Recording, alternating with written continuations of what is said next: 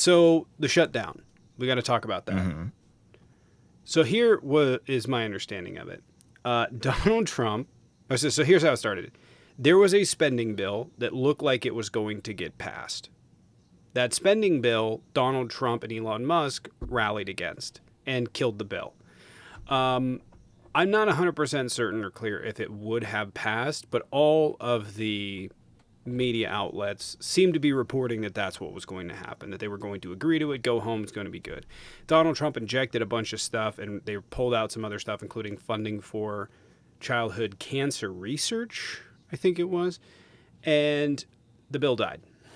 And all the Republicans cheered it as like, yeah, Trump, he's doing stuff. He's getting stuff done. So he killed the bill. It amazes me that Republicans somehow still believe that this guy has any sort of ability to not only unify, but even get his party to unify. They're in control. But they're fighting over, this is beautiful, by the way. They're fighting over like basic stuff. Like stuff that shouldn't even be an issue. Like I think it was $180 something million into cancer research funding.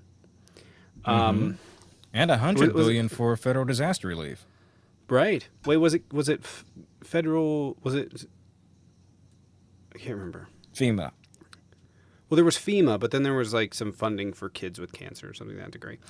Anyways, the bill died, and this is part of the course. Like he doesn't know how to legislate. He doesn't know how to get stuff done. He just screams and then he kills it. And you got Republicans now that they're both going two ways, and this is sort of the problem with the factionalization within the Republican Party. They come in, they do nothing because they can't organize and can't figure out what they're trying to do. You have members that are like, I'm not voting for that because it's not enough money, and other ones, I'm not voting for that because it's too much money, and also we do need a debt ceiling, we don't need a debt ceiling. I mean, the term hasn't even started yet, and it's just like a repeat of 2016 where they didn't get anything done. I mean, what chaos. And we've watched this, like people that don't watch Congress on a regular basis don't see this, but this chaos has been going on for a long time with the Republicans. Mike Johnson is even at risk of losing his seat.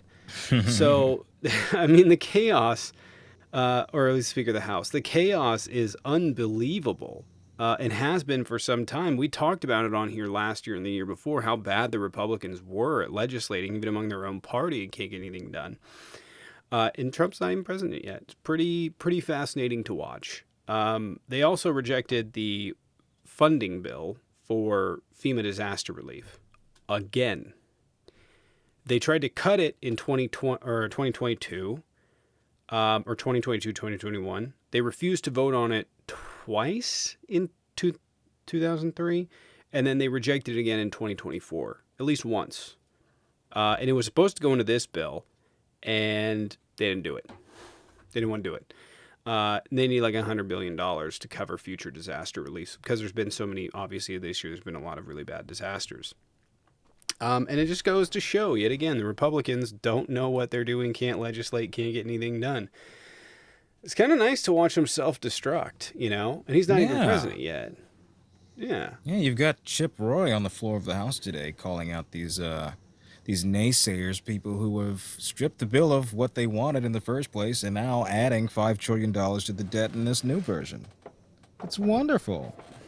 Yes, it's a spectacular. I mean, it's just like the hope is that they get so clustered up in the minutia of stuff that they don't get stuff done. And here's the deal. There may be a lot of Republicans that are with the program, but there's enough of them that don't seem to be.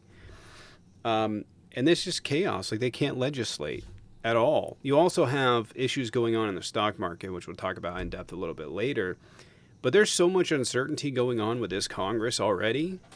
It's kind of flabbergasting. All they had to do was let the bill pass. That's it. It was like, hey, we'll deal with this in March. Which I get. They like to kick the can down the road because they can't get anything done, it seems. But in the same respect, they had an agreement. Donald Trump put his nose in it and ended the agreement. Day in the life of MAGA. Yes. Speaking of stocks, we've eked out a tiny gain today that ended that 10-day losing streak. How long that'll be persistent is the question, though, given the looming shutdown here. 15 points. Yeah. 15 points. I tend to think that major players in the stock market are purposefully pushing it down. Purposefully pushing it down. Hmm. Because the reality is, nothing that happened we didn't know. Nothing that's happened with Powell and the Fed we didn't already know, right? Um, the reality is that we knew that he was going to cut, the Fed was going to cut the Fed rate less than they previously had. We've known that for some time. So that's not a surprise. Him saying it is what freaked everybody out. So I kind of just think that there's a lot of people with a lot of money that are capitalizing on the fact that in December the stock market typically doesn't do very well for a lot of reasons, but typically so that people can sell off stocks so that they can get their tax breaks before they reinvest. Um, Whole host of things, and also people are busy. So like a lot of retail sells out so that they can buy stuff for Christmas. The list goes on. So it's not usually a great month. So I think typically speaking, is probably being pushed down by a lot of people with a lot more money because I don't think it's running yet. Could be wrong. Um, but, you have a pretty consecutive, consistent 10-day losing streak sliding into this. I just think that people were largely concerned, and so it just caused panic. Um, Now, what will happen into next year? To be determined. Will the stock market trade sideways? Couldn't tell you. But right now, it looks like there's going to be less Fed cuts going into next year. There's going to be more inflation, and there's tariffs, which people are just generally and genuinely concerned about. It should be. The stock market, especially, is very concerned about that. Um, yeah, yeah, but a 10-day losing streak, the first time in 50 years. 50 years? Merry Christmas. Yeah. So